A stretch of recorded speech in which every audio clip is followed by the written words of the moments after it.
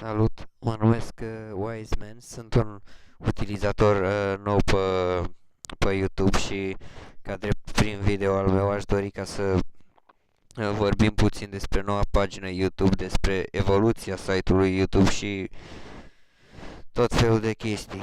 Uh, eu sunt din România, de fapt vă dați seama după limba care vorbesc și cel mai mult mă dezamăgește faptul că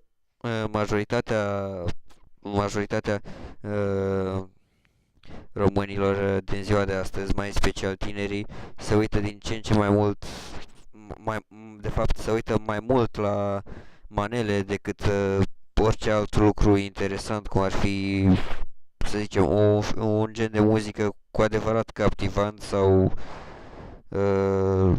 nu că aș avea ceva împotriva manelor, dar pur și simplu mi se pare o tâmpenie ca uh, să promovăm o muzică care nu are absolut nicio idee de transmis, nimica cu adevărat cult. Da, oricum evoluția site-ului YouTube este cu adevărat, cum s-ar zice, deci poate descrie însăși evoluția internetului. Uh,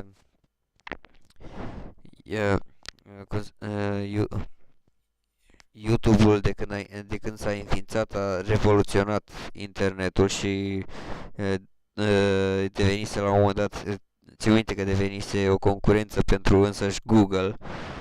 Tocmai de aceea Google a preferat să-l cumpere pentru ca nu cumva să piardă teren și odată cu achiziția asta Google a câștigat foarte mult, de s-a ajuns până la invenția Google TV, nu știu ce fel de tot fel de chestii făcute acum de Google.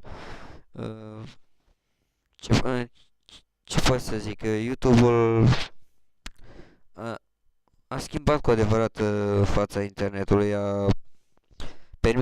permite tuturor să vedem, să ne conectăm unii cu ceilalți mult mai ușor decât înainte.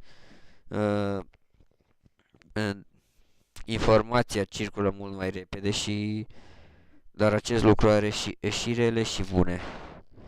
În primul rând, scuzați-mă dacă vorbesc dacă respirația mea este prea accentuată, este datorită faptului că sunt răcit și am un microfon care nu mi este tocmai prieten și trebuie să-l țin aproape de gură ca să mă puteți auzi. Ce vreau să zic,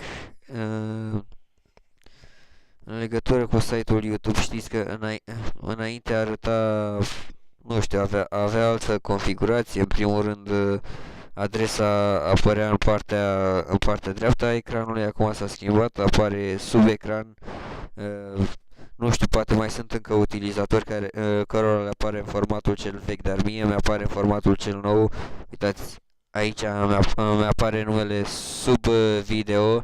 Video mi-apare numai în formatul acesta mijlociu, să zicem. Și mi se pare o chestie, cum să zic eu, la început era mai nașpa, știi, nu prea mergeau chiar toate. Mă așteptam să se încarce mai greu la început când mi-a intrat acest nou format al paginii YouTube. Dar văd că din ce în ce mai mult s-a redresat acest lucru. Și îmi pare bine de existența YouTube-ului într-un fel. Ne ajută foarte mult să vedem lucruri noi, să vedem lucruri care nu le vedem la televizor și ca pe unele persoane să devină cunoscute, deci ca oameni normali să devină cunoscuți pe internet, chiar și fără a câștiga bani.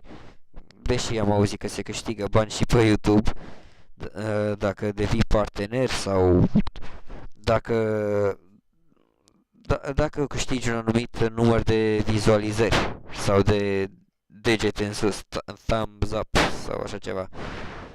Oricum,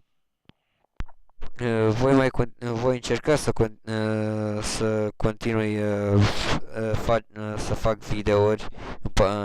Nu vreau să-mi arăt nu vreau să-mi arăt eu însumi la web, pentru că altfel s-ar strica, cum să zice, s-ar strica numele de Wiseman. Înseamnă de obicei induce ceva misterios, s-ar strica misteriul. Și sper să primiți cu bine acest video al meu.